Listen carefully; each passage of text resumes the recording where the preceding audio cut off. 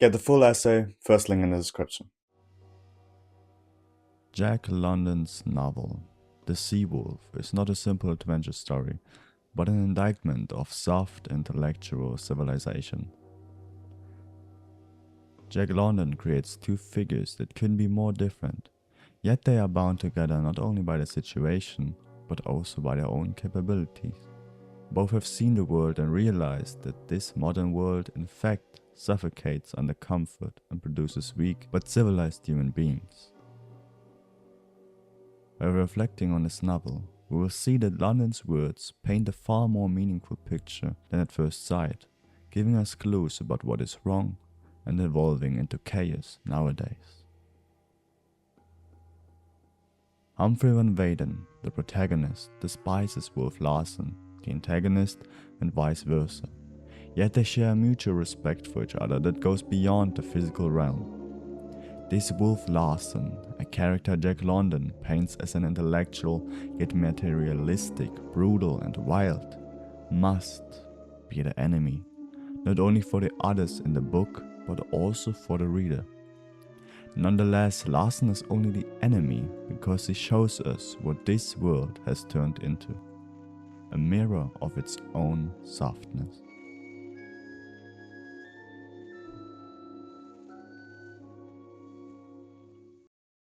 The situations weren't chosen by our protagonist, nevertheless, they forced him into a place where he grew in mind, body, and as a human being. As Jack London writings reflect, without pain there will be no growth. And this now presents us with the idea that with softness we won't be able to survive. The sea wolf is an inherent attack on the theory that civilization will make us better human beings, where the true base for existence is to be rough. It means that someone who never felt a storm won't appreciate the life in society. The true meaning of life will be found when we go out into nature and find the roughness that this nature brings towards us. It not only means to be confronted with pain and with risk, but to actually build yourself up from the ground, creating a harder shell for a soft core made from physical and mental stability. It means to embrace discomfort, and only via this discomfort, meaning to go into the range of what is possible to you, and beyond that, we are able to survive. The survival of the fittest in The Sea Wolf is not only through bodily strength. Humphrey Van Weyden survived because of his character. It would have been an easy deal for Wolf Larsen to crush Van Weyden, but he recognized his character and let him be alive. Therefore, Jack London points out that a civilized mind without a strong body is vain, but a strong body without a civilized mind is destructive force without a reason. Humphrey Van Weyden changes over the course of the book's journey. He was an intellectual man who was aware of any theoretical scheme that might come to your mind, who read books and wrote essays and critics about them. Yet when facing reality, he had to realize that this life, this easy life, or this world that he was living in, only existed theoretical as well. Or maybe because of the circumstances that he didn't have to care about. With the protagonist, Jack London embodies following questions. What would happen if you were to strip comfort away from society? And what would happen if you were to put one into the laws of natures and not the ones of society? How the true human being can only form under pressure. Humphrey Van Weyden is on a trip to San Francisco when the ship breaks down in the fog. After nearly drowning in the cold, blue ocean, he gets saved by Captain Wolf Larsen, a fierce, strong man who pulls him aboard the Ghost, a sealer bound for the hunting grounds. There he witnesses brutality and death from the very first moment.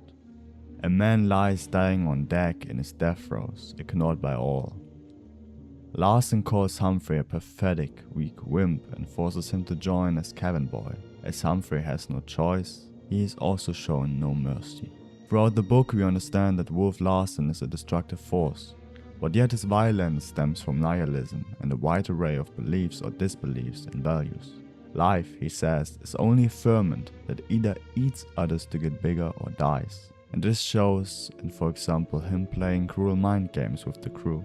There we had the former cabin boy George Leach, who is now a young boat puller, that tries to kill Larsen over and over again, but the captain only laughs it off, seeing it as a gift of fire to life, as giving this young man a meaning for existence, stating that he has a fuller and more valuable life than anyone else on the ship. Johnson, another sailor, speaks out once against the captain's authority and gets beaten nearly to death by Larsen and another mate called Johansen. Behind this intelligent villain lies a tragic backstory.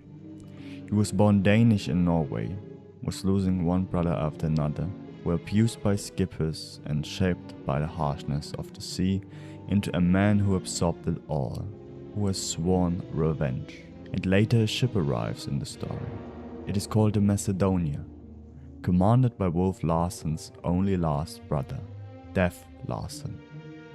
The difference to Death Larsen is that Wolf Larsen is forceful, strong, and intelligent, a deathly force that has reason, while Death Larsen is, as his name suggests, also a deathly force, but without reason and without intelligent courses.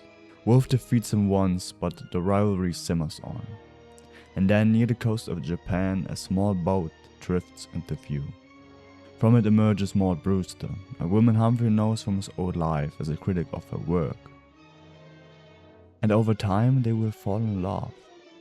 Humphrey, who was slowly losing his morals under Larsen's influence, which was the entire plan of him, now finds someone to protect, who wants to shield her from the brutality, and through her protect what he once believed to be right. They flee in a small boat, drifting for days in the open sea until they reach a desolate island inhabited only by seals.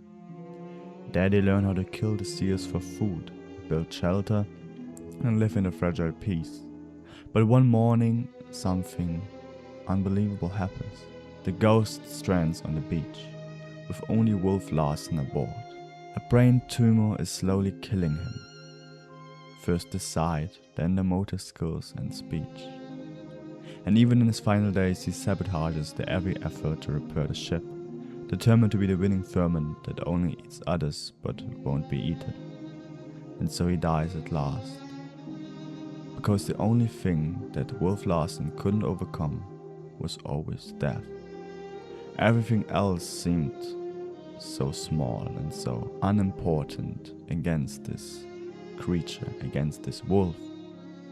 And so Humphrey gives him a burial at sea, the same way the book began, with a man lying on deck in his death throes. And so Brewster and Van Weyden come closer together, falling in love and being finally saved, turning from a place of softness and intellectualism to a place where they see the world through new eyes of roughness. As brutal and frighteningly intelligent Wolf Larsen might be, he's correct with one point. We need to become more ruthless and take the chances we weren't given. Because mind you, Wolf Larsen didn't come from a place of education. He taught himself everything himself, to a point where even the intellectual Humphrey Van Weyden had problems answering the questions. In the book we actually see that every discussion they two have, and there were quite a few, Wolf Larsen would always come out as the winner. He embodies the spirit of pulling yourself out of the mud and not caring what others think.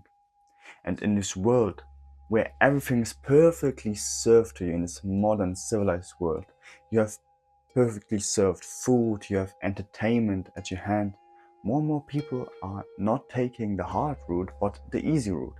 Of course this was always the case, but it's more accessible nowadays. Now in this modern world, more people are depressed, sad, or just simply have an identity crisis, and for Wolf Larsen this is all just privileged bullshit. Of course society protects us, but only when we go out into real nature, where we don't rely on the systems that were created for us, but actually create our own systems that we can now rely on.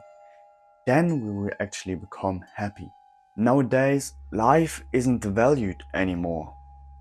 Life is nearly guaranteed in most countries. We have this insane lifespan. But there we see that there are mass bombings, where just people don't respect the lives of others. There we also see the food industry that poisons the people, and they don't recognize it because it tastes good. They don't value their lives anymore to give up the comfort and protect your life. And I suggest that we should become more rough and should embrace nature and go out where we just are being slapped by life. But we shouldn't take in the whole personality of Wolf Larsen, because mind you, once again, that in the book it is shown that with love, life, and roughness, you're embracing a full human being. Wolf Larsen has taken a lot of nihilistic and non-values and just simply disbelief in nearly anything into himself. He sworn a wrench and wanted to kill those that abused him back in the days. Only if we take in, once again, love, life, and roughness. Oh, hold up, that's it. Then we can become someone that values others, that values himself, and isn't destroying their lives only to embrace themselves more. And so when we go out where life is slapping us and we slap back, then we will grow, just as Wolf Larsen did.